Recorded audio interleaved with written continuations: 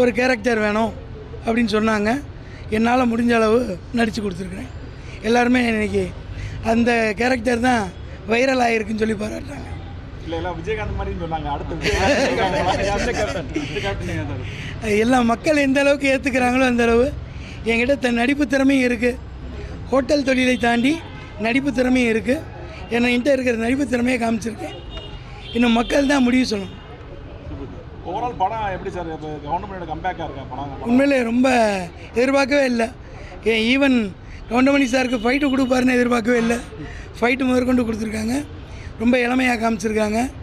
உண்மையிலே அவர் வந்து இன்றைக்கி அதிக வயசில் நடித்த கதாநாயகன் இந்த வரலாறு லெஜெண்ட் கவுண்டமணி சாருக்கு மட்டும்தான் இருக்குது.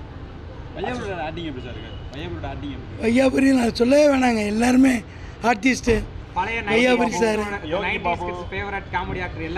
எல்லாருமே